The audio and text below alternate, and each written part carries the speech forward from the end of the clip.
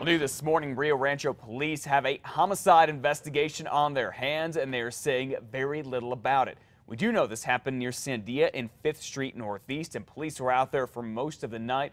We should learn more about this a little bit later this morning, and we will let you know here on News 13 and at KRQE.com.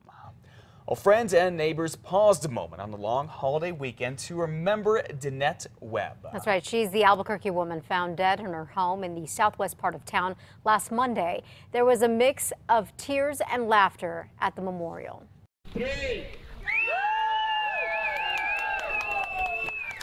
53 blue balloons were released, one for each year she lived. Nearly 100 people were there to share stories and memories of Webb. They say she loved her 2 dogs and the Beatles' John Lennon. She spent a lot of time helping the homeless.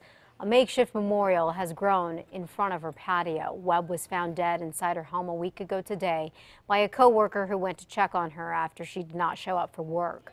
Police are calling the death suspicious, and it has neighbors on edge.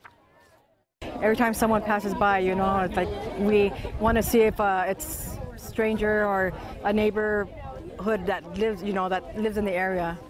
So I think everybody's a little uptight, watching your every move now and making sure your doors are locked, your windows are locked. The Albuquerque Journal is reporting that Webb was found bound with duct tape and naked, and that the screen was missing from her bedroom window. 2 cold case murders continue to haunt 2 cities in the metro area. And now police in Santa Fe are doing everything they can to solve these brutal crimes, and to do so, they're sending nearly 20,000 pieces of evidence from crimes from the 80s to the state crime lab. They're hoping that DNA of the killer will surface in another case. This is all sparked by the murder and rape of Susan Laporte back in 1985. Her body was found in Arroyo in Santa Fe. Then Maria Padilla was also raped and strangled that same year and left on a trail in the Bosque here in Albuquerque. DNA from the same killer links the cases. Santa Fe police did something like this last year, resubmitting 25 rape cases to the crime lab to be processed with new technology, and that led to a couple of arrests. This time they hope to get Susan Laporte's killer behind bars. We know he committed at least the rape and murder in Bernalillo County, but maybe even more than that. And maybe not just in New Mexico, maybe all around the nation.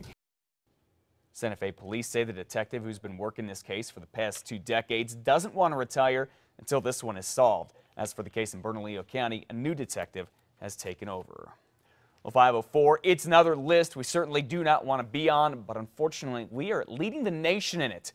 Deaths from excessive alcohol use. The Centers for Disease Control and Prevention recently found per capita New Mexico experienced more deaths because of alcohol than any other state. That's 51 deaths per 100,000 people.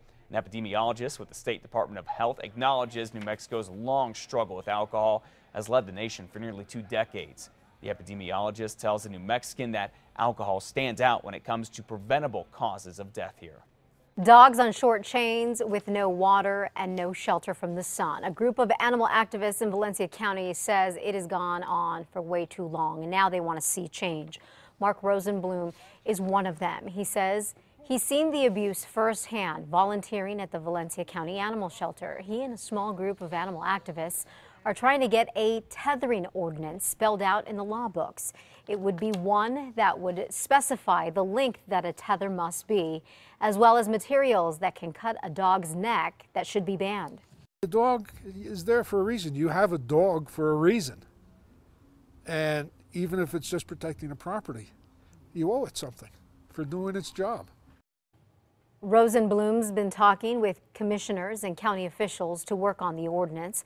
He says he believes it's not a matter of if, but when such a law will go through in Valencia County. Farmington is trying to better protect its pet population. The idea is to add more animal protections, according to the Albuquerque Journal.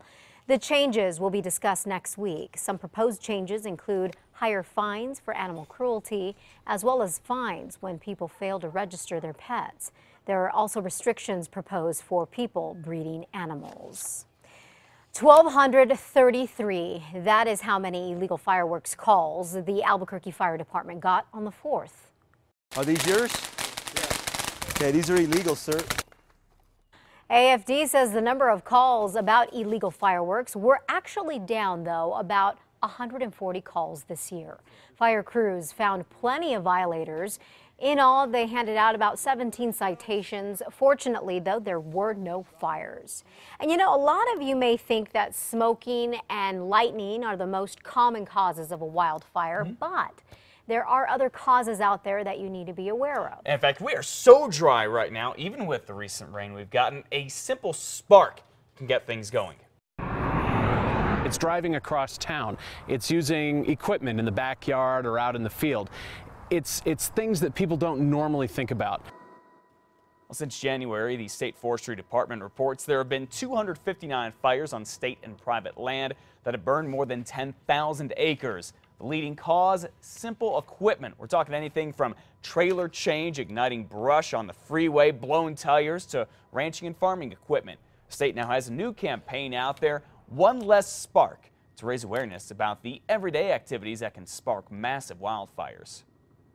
It's any given time, any given place in New Mexico, given the right weather conditions and the lack of humidity, we could get a fire going. And it's up to us as New Mexicans to make sure that we're doing everything possible to not be contributing to that problem.